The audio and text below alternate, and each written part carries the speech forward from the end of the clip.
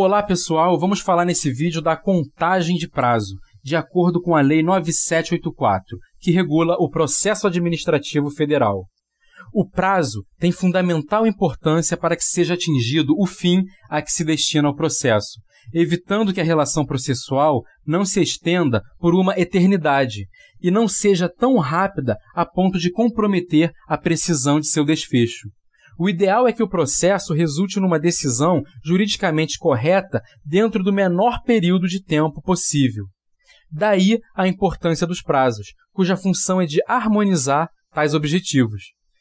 Todo prazo tem o seu início e o seu fim. O momento de início dos prazos é denominado de termo a quo, ou termo inicial, enquanto o momento de término dos prazos é denominado de termo ad quem, ou termo final. Aqui merece uma atenção especial. O aluno não deve confundir o termo a quo, que traduz o momento em que o prazo se inicia, com o primeiro dia de contagem deste prazo. A Lei 9784 estabelece que os prazos começam a correr a partir da data de cientificação oficial, excluindo-se da contagem o dia do começo e incluindo o do vencimento. E ainda que os prazos expressos em dias contam-se de modo contínuo. Então, quando formos proceder à contagem do prazo, devemos excluir o termo a quo e incluir nessa contagem o termo ad quem. Vamos ao exemplo. O prazo normal para interposição de recurso é de 10 dias, segundo o artigo 59 da Lei 9784.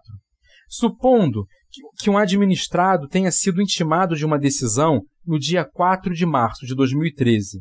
Esta data corresponde ao termo a quo do prazo. O primeiro dia de contagem será o dia 5 de março, e o 10º dia de contagem será o dia 14 de março, que corresponderá ao termo ad quem, que é o último dia para a prática tempestiva do recurso administrativo. No dia 15 de março, se interposto o recurso, este será intempestivo e, em consequência, não será recebido.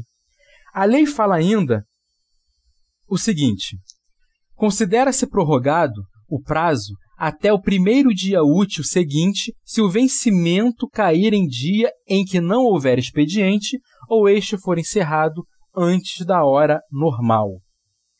Assim, se a data da intimação foi em 6 de março de 2013, o início da contagem será quando? Dia 7 de março de 2013.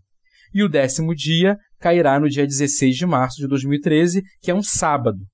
Dessa forma, há uma prorrogação automática para o primeiro dia útil seguinte, que será o dia 18 de março, uma segunda-feira, que corresponderá agora ao termo final, ou seja, ao último dia para a interposição do recurso administrativo. Se por algum motivo o expediente for encerrado antes do horário normal, no dia 18 de março, prorroga-se para o dia 19 de março o termo final.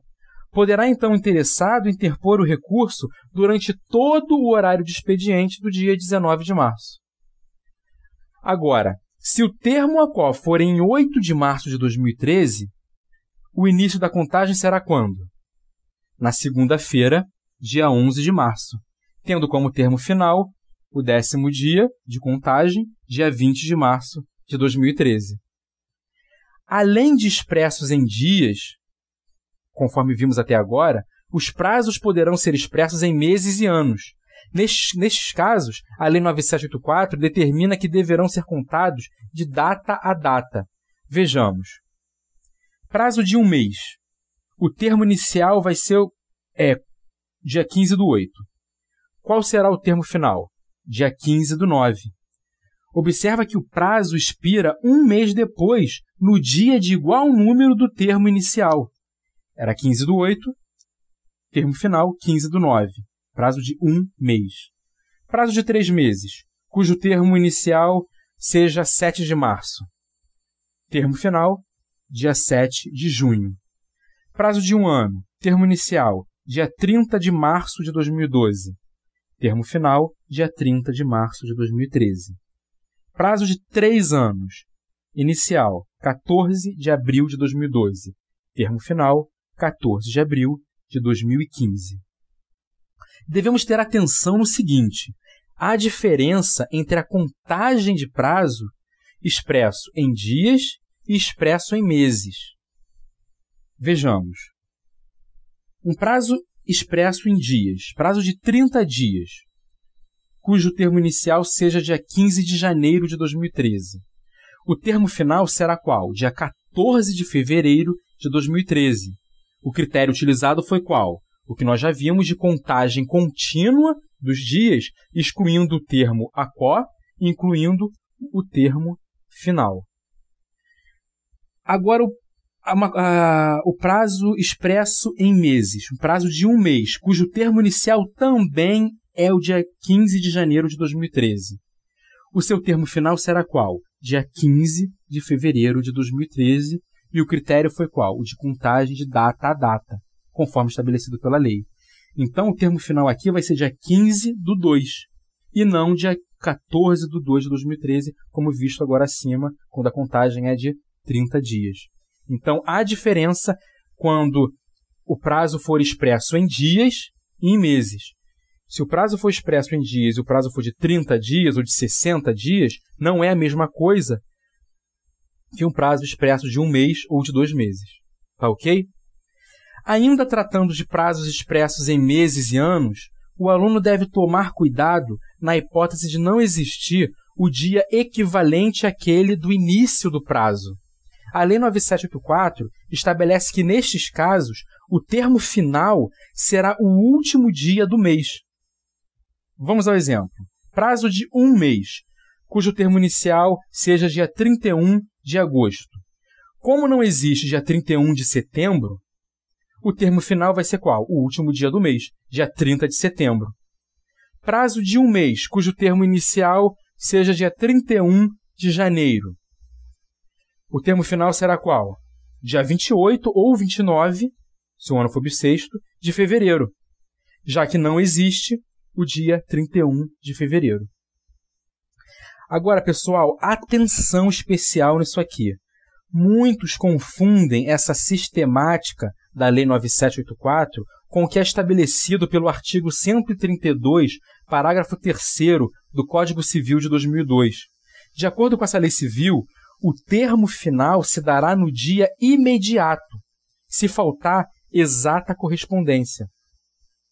Dessa forma, o prazo de um mês, iniciado no dia 31 de agosto, terá como vencimento, ou seja, como termo final, o dia 1º de outubro, e não o dia 30 de setembro, como prevê a Lei 9784. Observa-se que na sistemática da Lei 9784, haverá a perda de, no mínimo, um dia em relação ao critério estabelecido pela lei civil.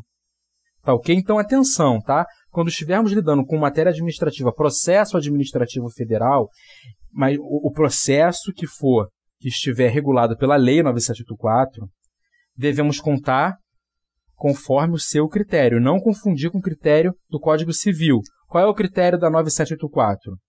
Quando não houver exata correspondência, o termo final será o último dia do mês.